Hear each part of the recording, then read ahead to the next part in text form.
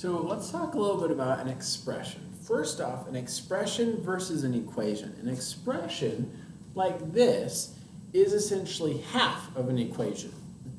Okay, there's no equal sign and stuff on the other side. This means that I can't actually solve an expression.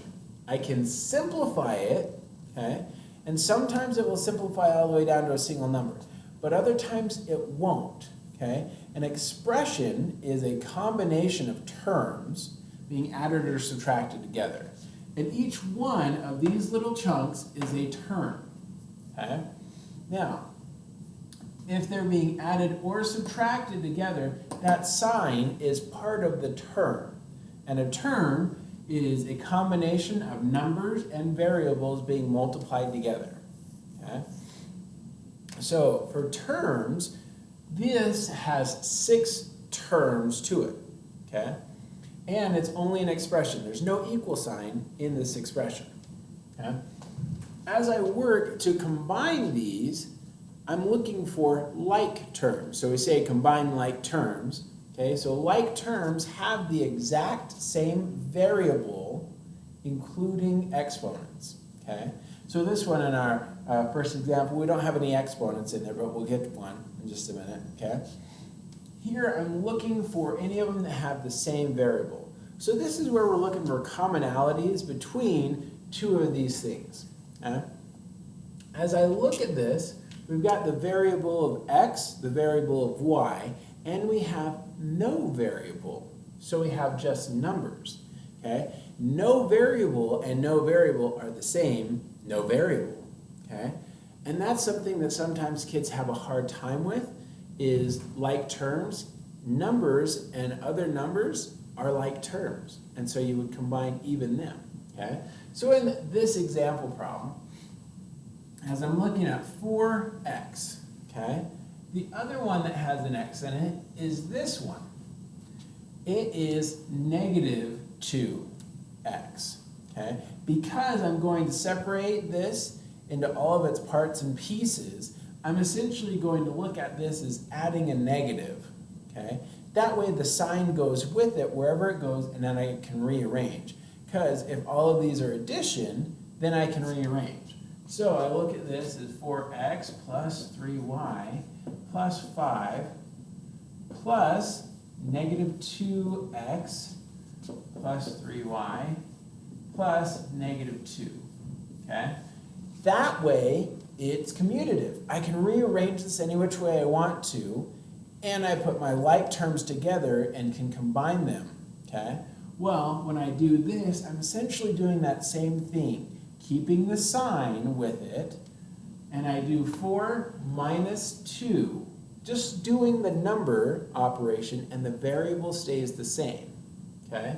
So these two combine into 2x, because this one's positive, minus 2, okay? And my variable stays the same.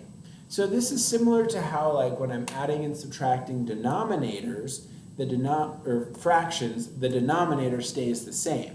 It's really kind of the label on it. Just like the variable is kind of the label on this number, it doesn't change. Okay? Now, I've got 3y and 3y.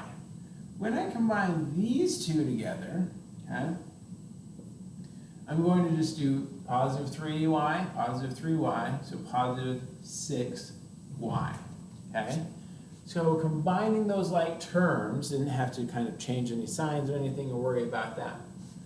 Finally, we've got 5 and negative 2.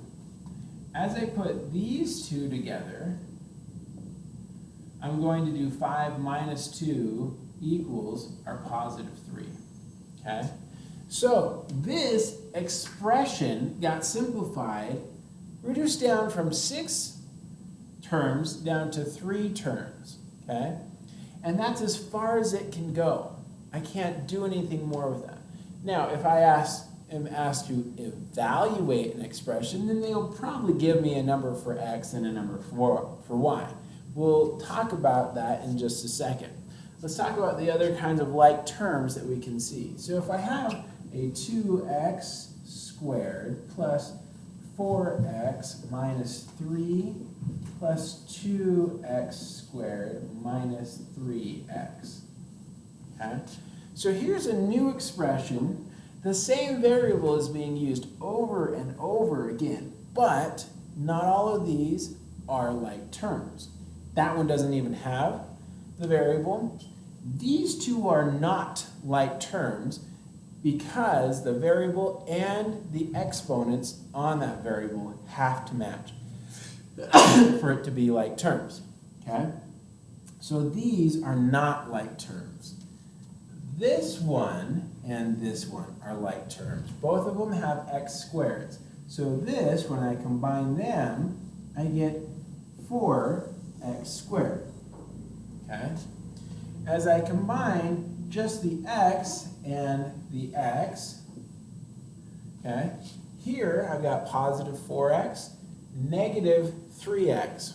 4 minus 3 gets me just 1x, which I can write as just x. Okay?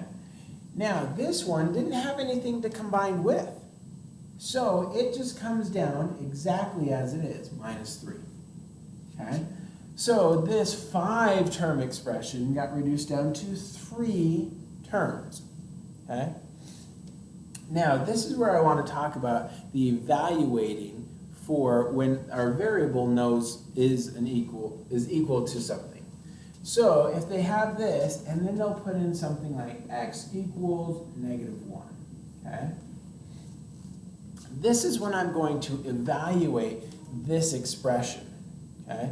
I'm going to plug in negative 1 for every x in my expression. Okay? I could do it here and I get a whole bunch of numbers, but simplifying beforehand helps to reduce the workload on us. Okay? As I plug in negative 1 into here, I got 4 and negative 1, and the negative 1 is being squared. Okay? So that means this is negative 1 times by negative 1, then times by 4. Okay? Now it's important, as we talked about with the exponents, the parentheses go around the whole thing, so it's negative 1 times by negative 1, which is positive 1. Then we times that by 4 to get our final result of 4 for that part. Okay? Plusing this negative 1 minus 3. Okay? So this plus negative 1 is 4 minus 1 minus 3, right? So I can just write it out, minus 1 and minus 3. Now, after all of that, I can actually say all of this expression is equal to the value of 0. Okay? Sometimes we evaluate this for x being something, or x and y and z being something, or what if x was this, what if x was something else and something else and something else? Because our expression is really good and we want to test it in multiple situations to see what our result would be. Okay? So here, this is an equation now at the very bottom because it has an equal sign. Okay? But really it's saying that this expression and this are equal to each other. And that's what an equation overall is. And we do these simplifying and combining like terms to help simplify down in the simplest form what two things are equal to each other. And that's where we'll also get to the solving of x equaling something, and then we can plug that back in to check it all out. Okay?